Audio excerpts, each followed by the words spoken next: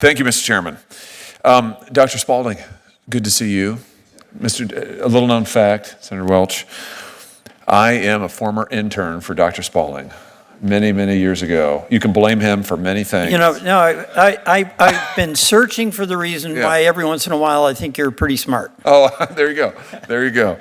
But can I just ask you, you've written so many books that have emphasized, that have excavated the shared principles on which the country is founded, that have tried to make those available, unpack those for the country. And this is an especially important year for that. But could you talk just a little bit, I know you're passionate about education. Can you talk about the importance of education, teaching those, propounding those principles to the next generation? It seems that this is an area where, frankly, we have a lot of work to do in this country, and where many of our institutions of higher education in particular have really let us down. You're involved in this right now at your current institution at Hillsdale, but can you talk about the importance of that and the work that you think we have to do in this area? Thank you, Senator, for that excellent question, great topic. I can try to give a brief, focused answer to that. I've been teaching this for a long time, and the one thing I've come to realize is that the way we teach at various appropriate age levels is crucial. I'll explain it this way. Noah Webster, the great educational thinker at the time of the founding, wrote extensively about how American education be focused on reading, writing, and arithmetic. But a Republican government, a government in which self-governing citizens will rule, has an additional obligation to form them as citizens.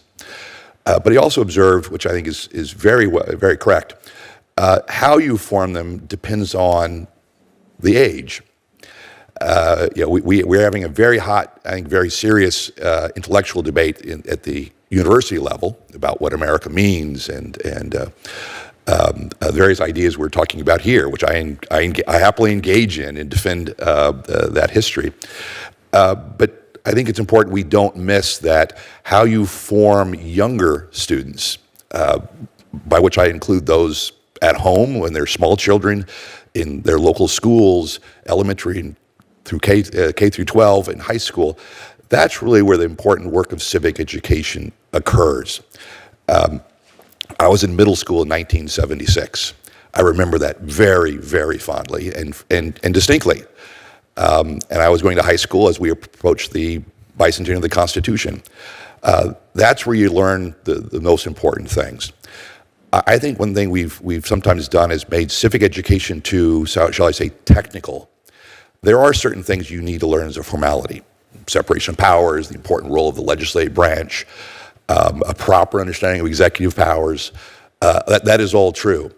But prior to that, in many ways, you needed to teach young people a basic narrative, a story, a history in a very general way that is not focused on taking one side or another in an academic higher education debate, but giving them the grounding they need to build an understanding and appreciation, and yes, a patriotic understanding of their country.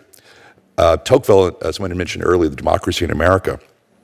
One thing Tocqueville does talk about is this concept of patriotism, and he was struck by how it was different in America as opposed to France. And he observed that patriotism begins in a very local way. It starts out as a sense of instinctive patriotism. Our family, our uncle who fought in the war, our community, our home state. But in a republic, again, it has to ultimately become reflective.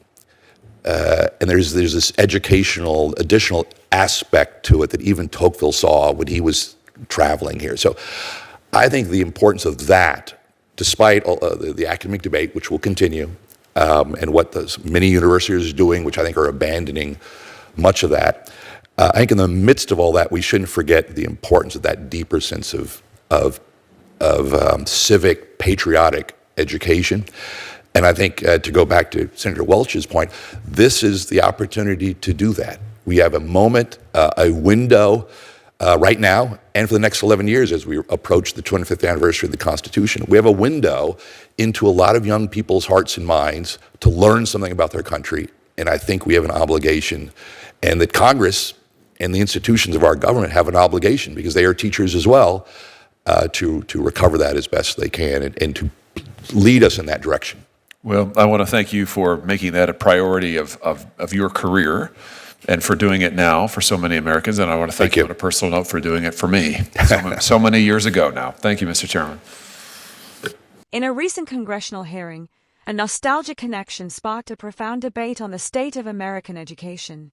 A U.S. Senator reconnected with his former mentor, Dr. Matthew Spalding of Hillsdale College, to address a growing national concern: how our educational institutions are failing to teach the foundational principles of the country to the next generation. While higher education is often the battleground for intense intellectual debates, Dr. Spalding argued that the real crisis and the real solution lies much earlier in a student's life. Spalding laid out a blueprint for rescuing civic education from academic overcomplication. Founding-era education focused on reading, writing, and arithmetic, but a self-governing republic requires an additional layer: intentionally forming citizens. We often make civics too technical by forcing kids to memorize the mechanics of the legislative branch before they even appreciate their country. True civic education begins with a shared historical narrative.